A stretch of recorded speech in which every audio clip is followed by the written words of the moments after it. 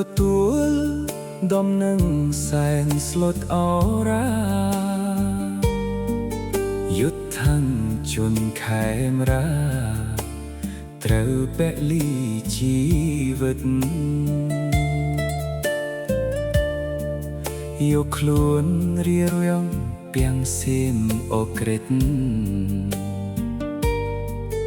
ការពារអធិបតេយ្យជាតិពេជ្រនៅតាមន់ធំសែនឈឺចាប់ក្រៃថ្ងៃ24កង្កាដាកុលបុត្រខេមរាត្រូវចងចាំកុំភ្លេចថ្ងៃសៀមឈ្លានពានប្រើគ្រប់កុលបិច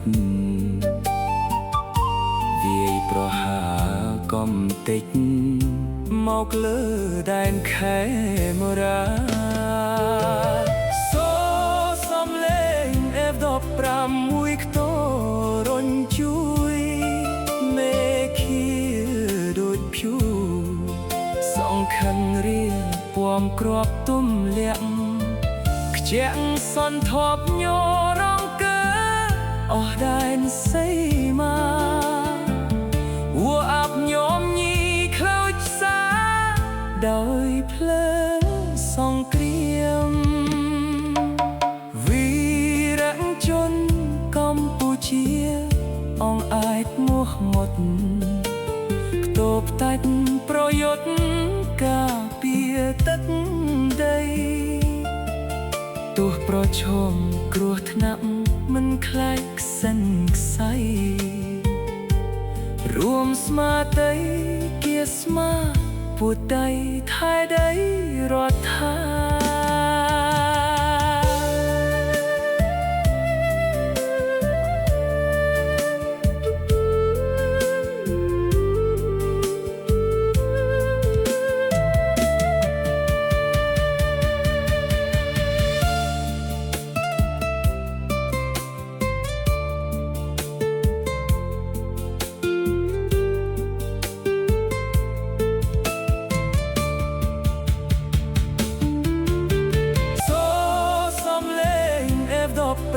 មួយខ្ទរញជួយមេឃាដូចភូសង្ខិនរៀលពំគ្រាប់ទុំលាក់ខ្ជាក់សន្ធប់ញរងកើអស់ដែនសីមាវអាប់ញោមញីខ្លោចសាដោយភ្លើងសង្គ្រាមជនកម្ពុជាអងអាចមួសមុតខ្ទប់តាច់ប្រយុទ្ធការពារទឹកដីទោះប្រឈមគ្រោះថ្នាក់មិនខ្លាចខ្សិនខ្សៃរួមស្មារតីគាស្មាពុទ្ធដីថៃដីរដ្ឋា